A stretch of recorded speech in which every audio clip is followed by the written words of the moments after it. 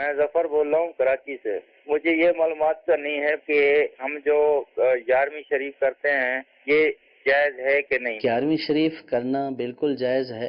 11ویں شریف در حقیقت یہ اصال ثواب ہے۔ جی حضور سیدی غوث اعظم رضی اللہ تعالی عنہ کا جو وصال مبارک ہے وہ 11 ربیع الثانی کو ہوا، اور مسلمان ان کے عرس پر نہ صرف 11 ربیع الثانی کو بلکہ عام جو ہے وہ مہینوں میں بھی ہر 11ویں تاریخ کو حضور سیدی غوث اعظم رضی اللہ تعالی عنہ کی نیاز کرتے ہیں۔ نیاز در حقیقت اصال ثواب ہے کہ بندہ جو ہے وہ کچھ پڑھ کر یا کچھ پکا کر لوگوں میں تقسیم کرتا ہے۔ مقصود اس کا یہ ہوتا ہے کہ اس کا ثواب جو میں نے کیا ہے، نیاز کی ہے یا میں نے پڑھا ہے، اس کا ثواب جو ہے وہ میں حضور سیدی غوث اعظم رضی اللہ تعالیٰ عنہ کی بارگاہ میں پیش کروں۔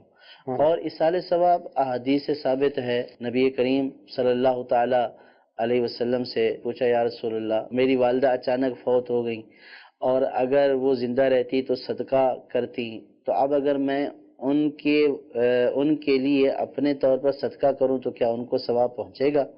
تو نبی کریم صلی اللہ تعالیٰ علیہ وسلم نے اس کی اجازت دی ہے، تو صدقے کا ثواب پہنچتا ہے۔ بلکہ احادیث پاک میں آیا ہے، مضامین یہ ہیں حدیث پاک کے کہ جس طرح ڈوبتے کو تنکے کا سہارا ہوتا ہے، میت کو اپنے مرنے کے بعد قبر میں اپنے ورثاء کے لیے، اپنے عزیز و اقارب سے ثواب کے لیے ایسا ہی امید ہوتی ہے۔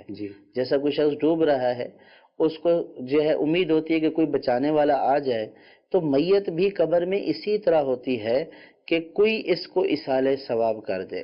اور احادیث پاک میں آیا کہ جب کوئی اس کو اصال ثواب کرتا ہے تو ملائکہ اس اصال ثواب کو ایک تشت میں لے کر اس کی خدمت میں جس طرح تحفہ پیش کیا جاتا ہے بطور تحفہ پیش کرتے ہیں، یہ تحفہ اصال ثواب کا تو یہ فلاں کی طرف سے ملا ہے۔ اور کثیر واقعات ہیں، علامہ سیوطی علیہ رحمہ نے شرح الصدور میں اس طرح کے کئی واقعات نقل کیے ہیں۔ ایک بزرگ کا قول نقل کیا ہے کہ میں قبرستان میں داخل ہوا تو میں وہاں سو گیا، تو میں نے دیکھا کہ قبرستان میں تمام قبروں کے مردے جو ہے وہ جمع ہیں اور آپس میں کچھ تقسیم کر رہے ہیں۔ تو میں نے ان سے پوچھا یہ کیا ہوا، کیا قیامت قائم ہو گئی؟ تو انہوں نے یہ کہا کہ یہاں سے ایک شخص گزرا تھا قبرستان سے جس نے 3 مرتبہ سورہ اخلاص پڑھ کر ہمیں اصال ثواب کی، تو ہم اتنے دنوں سے اس کا یہ ثواب آپس میں تقسیم کر رہے ہیں۔ تو کثیر اس طرح کے بزرگوں کے واقعات بھی ہیں، اور پھر خود قرآن و حدیث سے بھی اصال ثواب کا ثبوت ہے۔ تو بعض لوگ جو ہے وہ عام طور پر لوگوں میں یہ کنفیوژن پیدا کرتے ہیں کہ نظر و نیاز تو اللہ تعالیٰ کے لیے ہونی چاہیے۔